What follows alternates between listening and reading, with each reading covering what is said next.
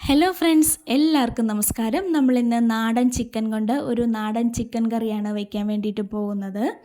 അപ്പോൾ നമുക്ക് ആദ്യം തന്നെ ഒരു പാൻ ചൂടാക്കി അതിലേക്ക് വെളിച്ചെണ്ണ ഒഴിച്ച് ഇഞ്ചി, പച്ചമുളക്, വെളുത്തുള്ളി ഇത്രയും സാധനങ്ങൾ നല്ലോണം ഒന്ന് വഴറ്റിയെടുക്കാം. അതിനുശേഷം നമുക്ക് അടുത്തതായിട്ട് ഇതിലേക്ക് സവോള കൂടി ചേർക്കാവുന്നതാണ്. ചെറുതായി കനം കുറച്ച് അരിഞ്ഞ 2 സവോളയാണ് ഞാൻ ഇതിലേക്ക് ചേർത്തിരിക്കുന്നത്.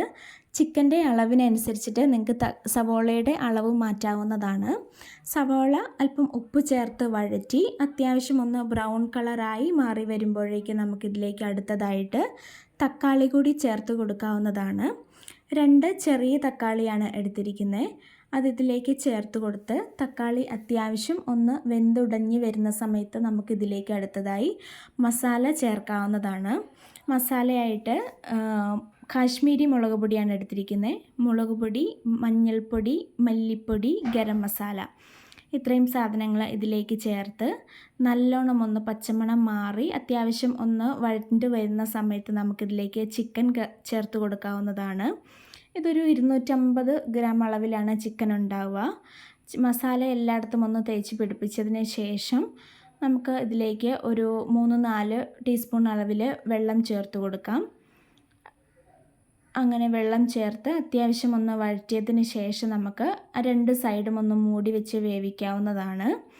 ശേഷം ഇതൊന്ന് തുറന്ന് ഇതിലേക്ക് കുറച്ചുകൂടി വെള്ളം ചേർക്കാം. ഇപ്പോൾ ചിക്കനിൽ നിന്ന് അല്പം വെള്ളം കൂടി ഇറങ്ങിയിട്ടുണ്ട്. ഇനി ഇതിലേക്ക് നമ്മളൊരു 1/2 ഗ്ലാസ് അളവിൽ വീണ്ടും വെള്ളം ചേർത്ത് കൊടുക്കുന്നുണ്ട്. നാടൻ ചിക്കൻ ആയതുകൊണ്ട് തന്നെ അല്പം വേവ് കൂടുതലുണ്ടാവുമല്ലോ, അതുകൊണ്ടാണ് നമ്മൾ കുറച്ചുകൂടി വെള്ളം ചേർത്ത് കൊടുക്കുന്നത്. ഇപ്പോൾ അത്യാവശ്യം നന്നായി ചിക്കൻ ഒന്ന് വെന്ത് വന്നിട്ടുണ്ട്. അതിലേക്ക് നമുക്ക് തേങ്ങാപ്പാൽ കൂടി ഒരു 1/2 ഗ്ലാസ് അളവിൽ തേങ്ങാപ്പാൽ കൂടി ചേർത്ത് കൊടുക്കാവുന്നതാണ്. ശേഷം അതിലേക്ക് കുറച്ച് മല്ലിയിലയും കറിവേപ്പിലയും കൂടി ഇടാവുന്നതാണ്. അടിപൊളി ടേസ്റ്റി ആയിട്ടുള്ള ചിക്കൻ കറി ഇവിടെ റെഡി ആയിട്ടുണ്ട്. എല്ലാവരും വീട്ടിൽ ട്രൈ ചെയ്ത് നോക്കണം. അപ്പോൾ കൂട്ടുകാരെ, ചാനൽ ഇഷ്ടമാവുന്നുണ്ടെങ്കിൽ തീർച്ചയായിട്ടും ലൈക്ക് ചെയ്ത്, ഷെയർ ചെയ്ത്, സബ്സ്ക്രൈബ് ചെയ്ത് സപ്പോർട്ട് ചെയ്യണം.